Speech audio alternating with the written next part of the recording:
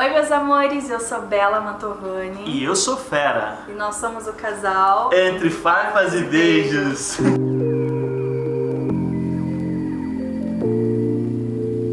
Então vocês estão contribuindo para que os filhos de vocês sejam extremamente bem resolvidos. Hoje eu sou muito bem resolvida, mas eu não tive esse cuidado em casa, porque eu tô agora com 37 anos. Eu não tinha esse diálogo há anos atrás. Tanto que os meus pais me colocaram em psicólogo. Eu fiz psicólogo durante anos para ver se o que eu tinha cura. E aí a minha mãe fala, quando eu percebi que o que ele tinha não era doença e não precisava de cura, eu fui procurar um tratamento pra mim, pra entender que ele não era doente. Caraca! Pois é. Então, se eu tivesse tido um diálogo com os meus pais, eles tivessem me feito entender sobre sexualidade como personalidade, até mesmo sexo, eu hoje seria um ser humano muito mais bem resolvido. Sim. Mas eu sou livre de tabu, de preconceito, e graças a Deus, sem síndrome nenhuma. Eu, na verdade, eu tenho uma síndrome que eu desenvolvi com o decorrer do tempo, que é a síndrome chupa-pau. Essa é a única síndrome que eu tenho. A Bela tá? também tem isso. É a síndrome que a gente não quer ser curado, né? A gente adora essa síndrome. Eu tenho vários traumas, mas esse eu quero deixar. Quero morrer com E ele. é engraçado a gente tocar nesse assunto, que agora vamos pro extremo da coisa. Todos devem estar acompanhando a série do Talo do Jeff Beck. Peraí, só aproveitar o gancho que eu dei uma estudada em você antes. E o que você acabou de falar foi o que eu escrevi aqui, né? Sim. Que tem uma frase que você cita em uma entrevista de podcast que fala: não há cura para o que não é doença. Você acha que a maior doença hoje é o preconceito munido com a falta de informação? Muito. O preconceito é uma doença extremamente grave. Nossa. Mas vinculada à falta de informação, vira assim, destruidor. Eu sofri na minha vida inteira 3 momentos de preconceito muito grandes. Os 3 foram dentro da Igreja Católica. Hoje eu vivo bem com isso. Hoje eu estou muito bem resolvida, porque hoje eu entendo que o problema nunca foi meu. Sempre foi dessas pessoas que não tinham a capacidade que eu tinha simplesmente de ser uma pessoa feliz e colocavam as suas frustrações em mim. E aí o preconceito começou a vir. Mas o pior pra mim de tudo é quando a gente tem a oportunidade de ter informação e a gente não tem. Isso pra mim é o pior, porque o preconceito, quando você não tem informação, é até, eu não vou dizer aceitável, mas a gente entende, poxa, a pessoa não tem informação, vamos então sentar e explicar. Pois é, quando você tem acesso à informação, tem essa informação e você não usa isso para evoluir como ser humano, aí eu acho que é aquele tipo de doença em fase terminal, sabe? Que não tem mais jeito. O exemplo disso, muito claro disso pra gente, é que os nossos pais, vou falar do meu, depois você fala dos seus.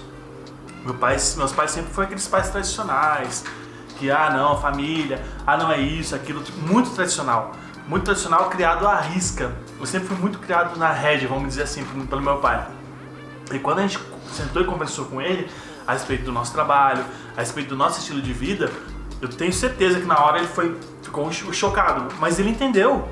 Ele falou pra mim: filho, vocês são muito pra frente, é isso mesmo, hoje a geração de vocês é diferente da minha geração. Então, ele teve informação, é o que muitas pessoas não têm, a informação sobre o que está acontecendo, a pessoa não procura saber também. Exatamente.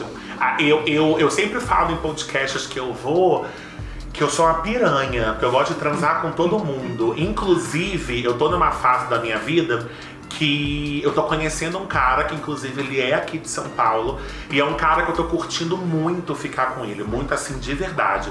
E esse é o único cara que tem me feito não querer mais viver na putaria toda que eu vivi. Olha! Exatamente. Então, hoje eu consigo entender que na hora certa a gente para. Só que eu sempre fui uma pessoa que sempre gostei de transar, eu sempre gostei de ter muitos homens. Eu sempre fui muito assim, louca, quis transar com todo mundo, obviamente, preservativo, isso tudo. Só que, por exemplo, quando a minha mãe me ouviu falando sobre isso em um podcast, ela falou pra mim assim: eu acho que você se expõe demais, sem necessidade. E aí eu disse: eu tenho necessidade em me expor, porque assim como eu, outras pessoas também gostam de transar com muitas pessoas, Sim. são criticadas por uma sociedade hipócrita e acham que estão fazendo alguma coisa errada. Então, embora eu ainda não seja uma pessoa conhecida e estou me tornando, se eu já tenho um lugar de fala, mesmo que seja bem pequeno, eu tenho que fazer a pessoa que está do outro lado, que tem a mesma sensação que eu, entender que não há problema nenhum com ela. Porque se a pessoa tá te acompanhando, querendo ou não, ela quer ouvir algo de você. Exatamente. Eu me coloco na mesma posição que você, porque assim, na minha posição com relação à sexualidade é uma posição polêmica. Quando você fala sobre o que eu faço, é polêmico. Mas, cara, tem pessoa que manda mensagem, você é louco ficar falando que você é corno, pessoas até conhecidas. Eu falo assim, falo mesmo, cara, porque tem gente que tá igual eu, no mesmo tabu que eu tava. Sabe, que tá precisando ouvir, caralho, mano. Se o Fera falou isso, porra, é verdade, eu também sinto isso. Por mais que sejam poucas as pessoas que às vezes nos acompanham, mas são pessoas que estão ali e querem ouvir, e precisam ouvir. Mas agora eu te falo, você sabe que é polêmico, mas acho que vocês de repente podem saber que os maiores vídeos de sites adultos, a maior procura é swing, troca de casal. Sim. Então você entende, é polêmico por quê? É hipócrita. Porque as pessoas que acompanham vocês e que xingam vocês são as pessoas que às vezes fazem, mas não querem expor que fazem, que eu acho isso pior, ou são pessoas que simplesmente têm vontade de fazer e não têm essa capacidade, entendeu? É igual a gente falar de transexualidade. O Brasil é o país que mais consome conteúdo transexual, mas é o país que mais mata a população transexual. Vai entender uma situação dessa. A ironia, né? Exatamente. É uma hipocrisia que não tem tamanho. Quantas mulheres não julgam você, mas no banheiro, no boxe, não ensaiam as caras e bocas que você faz? É isso, gente. Eu fico doida, bicho. Olha, quando eu cheguei aqui, eu deixei uma coisa muito clara e eu vou falar agora. A única mulher na vida que eu me masturbei foi pra Bela. E olha que eu não sou chegada. Apesar de já ter tido experiência com mulher, e foi bem legal, por sinal. Mas, gente, eu olho pra ela me fascina. Ela me fascina. Se o Fera chegar pra mim e falar assim, quer me chupar? Eu vou dizer, tá, pode ser. Se ela chegar pra mim e falar, quer me chupar? Eu vou dizer, não quero casar com você. Então faz aí. Porque, gente, para! Ai, meu Deus. Ai, meu Não, Deus. mas rola um beijinho, vai. Um selinho. Ei. Ai, nossa. O que é isso aqui, esse braço aqui? Gente, aquela coisa, né? Ah, sou uma pessoa. Vocês não estão vamos de dizer- perto, mas é verdade, né, Cláudio? Gente, sou uma pessoa, vamos dizer assim, com 26 motivos pra fazer qualquer pessoa feliz. Tá louca, mentira, gente. Esse minutinho é uma carninha pra vocês. Eu não tô podendo comer, gente. Eu já tinha avisado antes. tava falando. Eu não tô podendo comer, porque eu sou uma pessoa Eu tô muito comendo, religiosa, cara. eu tô de preceito. E eu vi que você vai ser apresentadora do maior Evento da erótico Feira da América Erótica. Latina. Na verdade, já sou. Há Já? 5 anos. Olha. Há 5 anos eu apresento o palco da Sexy Fair, que é o maior evento erótico da América Latina. Que, inclusive, vou dizer em primeira mão, porque eu não falei isso em lugar nenhum, vou falar pra vocês. Esse ano a gente sabe que não teve, ano que vem vai ter. Já tem data, mas eu não posso dizer ainda. Depois eu falo pra vocês se organizarem. Horário, Pois local, pra é. gente É porque, na verdade, prestigiar. assim, já tá fechado. Na verdade, já tá fechado e ainda não tá. Então, eles não divulgam, não, eles divulgaram, mas não autorizaram ainda a falar. E prestigiar, com certeza, porque eu faço questão de receber vocês lá no palco principal, pra gente bater um papo sobre esse universo, sobre o swing, sobre tudo. E vão preparados, tá? Porque as pessoas que assistem são mais de 20 mil pessoas e a galera faz pergunta. Ah, já deixa dó. E se quiser gravar um conteúdo no palco, eu posso te Ah, chamar. não façam propostas tentadoras. Como que a gente faz se você gosta da mesma coisa que eu? Chupar. Faz o meu. Bicha, aquelas coisas que... Ai, Deixa eu cruzar minha perna aqui, porque o negócio fica intenso aqui. nervosa, gente. Na mofada.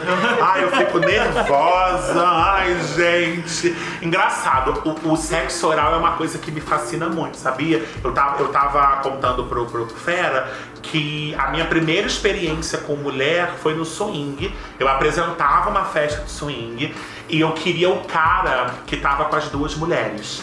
E aí o que eu fiz? Fui de abusada, entrei lá no quartinho, oi, alguém quer camisinha? Eu senti uma mão me puxando, mas era a mão de uma delas. E o negócio foi tão foi tão intenso que no final das contas estava eu chupando as duas, ele se masturbando no canto, ele queria chegar, eu falei, não, agora é minha vez. E eu nunca tinha ficado com mulher na vida, nunca tinha ficado com mulher. E eu gostei, não vou dizer que é uma experiência ruim, mas não é a minha preferência. Realmente, o meu tesão é pelo corpo masculino. Mas,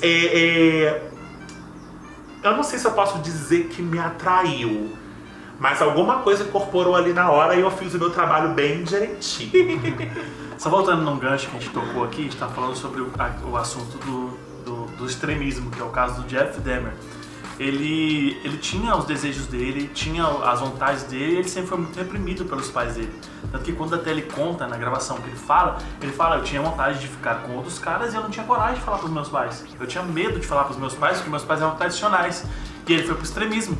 Ele chegou a um ponto dele se sentir tão isolado pelas pessoas, dele não ter o apoio de ninguém pra ouvir ele, que ele queria ficar com as pessoas pra ele. Ele queria, eu vou ficar com esse cara, eu quero que ele fique comigo pra sempre, eu não quero perder ele. E aí ele chegou ao ponto de matar.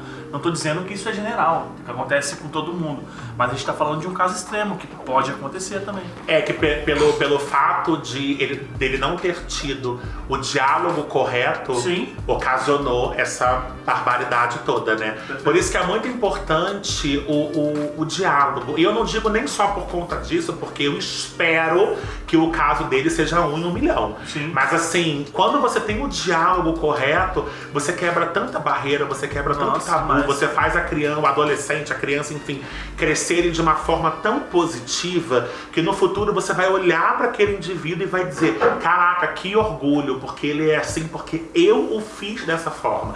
Eu sei que por mais que a minha mãe, eu amo a minha família, eu sei que eles me amam também, super me respeitam, mas por mais que a minha mãe tenha tido essa fase de achar que um tratamento psicológico poderia me ajudar a virar homem, entre aspas, hoje ela bate o olho e ela fala, cara, eu tenho orgulho do filho que eu tenho, da filha que eu tenho, que eu falo que ela tem um casal, eu e a Lohane, o Breno e a Lohane, mas tipo, porque você consegue ver que você deixa um legado. Os filhos de vocês vão ter os filhos que vão ter mente aberta, os amigos dos filhos, e aí os filhos deles vão ter amigos que vão ter mente aberta. E a gente vive hoje pro mundo. Daqui a pouco vocês não estão mais aqui. Eles vão continuar. Então vocês deixam esse legado de uma cabeça desconstruída e faz com que eles, acabei cuspindo, virem pais desconstruídos. E eu acho isso fantástico. E é importante falar que falar de mim, eu não acho errado até a posição que os nossos pais tiveram de achar que era errado, de não querer conversar, no seu caso, julgar aquele tratamento, porque eles não foram instruídos. Exatamente. Eles não tinham instrução. A gente não pode culpar. Lógico. Porque eles não tinham informação. Sim. Né? Você pode até culpar, vamos dizer assim, quando a pessoa tem acesso à informação, mas não quer, dane-se, é o que eu penso e ponto final. Sim. Mas quando não se tem a informação, aí realmente não tem como a gente culpar. Seria até covardia da nossa parte. Exatamente, exatamente. Os meus pais, eu posso dizer que eles são exemplos de casamento, né? Nunca vi meu pai levantar a mão pra minha mãe, nunca bebeu, sempre ali pra ela. Assim, o amor, sabe, de ambas as partes um pelo outro é recíproco, você vê. E quando eu sentei e conversei com a minha mãe, que era mais difícil, pra mim é mais difícil conversar com a minha mãe do que com meu pai, porque ela é mais religiosa e tal. E querendo ou não, rola um pouquinho de preconceito. Rola, sim. Eu sentei e falei, olha mãe, a gente trabalha com isso, eu posto foto da minha bunda e mostro meus peitos e não sei o que, não sei o que. Ela ficou assim, ninguém pode te julgar não, filha. É isso, gente, é isso. Ela super apoiou porque sabe a nossa história, sabe como tudo começou. Então, a questão é essa, você é feliz do jeito que você é? Foda-se os outros. Inclusive, se você não acompanhou a nossa história, a gente tem aqui um quadro, vou deixar aqui pra vocês no card, que conta toda a nossa história, como que foi a trajetória da Bela e do Fera, né, até chegar onde a gente tá hoje. Gente, se vocês gostaram da entrevista com essa maravilhosa da Lohane Lovely, curte, comenta, compartilha, dá o seu like aí pra dar uma fortalecida pra gente. A gente tá começando agora, gente. Estamos falando de conteúdos aqui que eu tenho certeza que vai agregar muito pra vocês. Marca e manda pra aquele casal de amigos seus que briga demais a conta. E tamo junto. Valeu!